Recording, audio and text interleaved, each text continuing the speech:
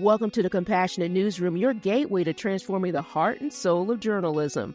I'm your host, Dr. Kortni Alston-Lemon. I'm a former news director and television reporter turned happiness scholar. Now I train news leaders and journalists worldwide, teaching them how to cultivate workplace well-being and resilience with positive psychology.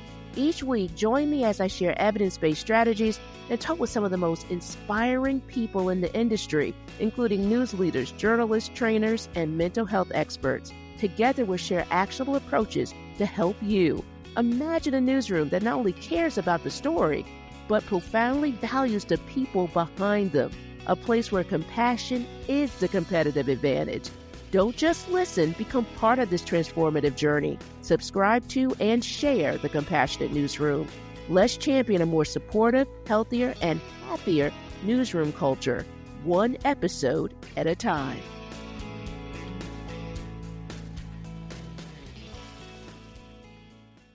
Happy Wellbeing Wednesday. I'm Dr. Kortni. I am so happy that you're here. I'm here to guide you through what I feel is a very important conversation. And it's about compassion fatigue. Now, this is a topic that touches the news industry in one way or another, especially considering the intense nature of the stories we cover.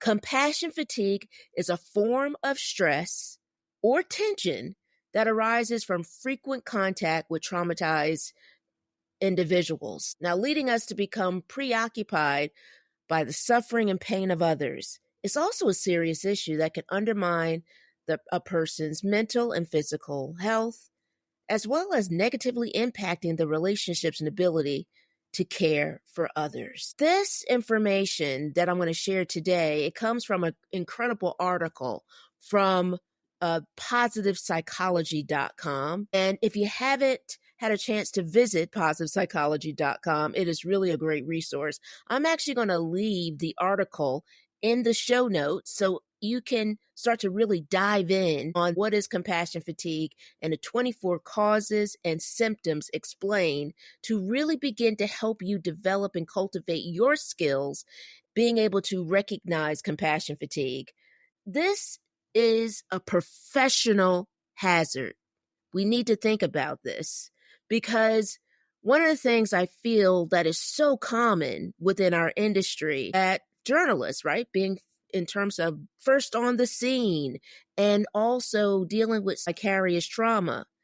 And it's similar to the healthcare industry and social work. Keep in mind this example. Nurses often work in environments where faced with daily severe injuries, illness, and emotional trauma. The DART Center says that about 80 to 100% of journalists face work-related trauma. And this comparison to nursing is really something that we need to begin to observe and think about some proactive strategies within our industry. With nurses, they can have continuous exposure that can lead to deep emotional toll, manifesting as physical exhaustion or numbness to pain and suffering, which can make it even harder for them to care. So what can we, as journalists, as news leaders, learn from professions like nursing? First thing we need to learn is to recognize that this is a shared experience that can be incredibly validating. As I mentioned in previous episodes, it's okay not to be okay. Understanding that you're not alone in feeling overwhelmed or emotionally drained is really a first step towards managing it. Another great takeaway to keep in mind is the importance of support systems. We've talked about this in past episodes with Emma Thompson from Self-Investigation, talks about the peer support system that she helped cultivate with Reuters. I will also leave that episode in the show notes as well. With nursing, they have hospitals and there are often structured support systems that they have in place like counseling and peer support. We need to cultivate similar resources in our newsrooms. Encouraging open discussions about mental health can destigmatize these feelings and lead to better coping skills. And as leaders, self-awareness is important. I'm going to say it one more time because it's that important. Self-awareness is essential for recognizing signs and symptoms of compassion fatigue within our teams. It is essential to provide support to cultivate early interventions and to offer resources. So begin thinking about implementing regular check-ins, creating spaces for team members to express their struggles without fear of judgment, and providing access to mental health resources that are proactive, actionable steps that we can take. Just as in healthcare, where staff are encouraged to take breaks and manage their schedules to avoid burnout, we in the news must learn to pace ourselves and recognize the signs of compassion fatigue early. Now, as I wrap up today's episode, remember that taking care of yourself is something you must do. It is a benefit.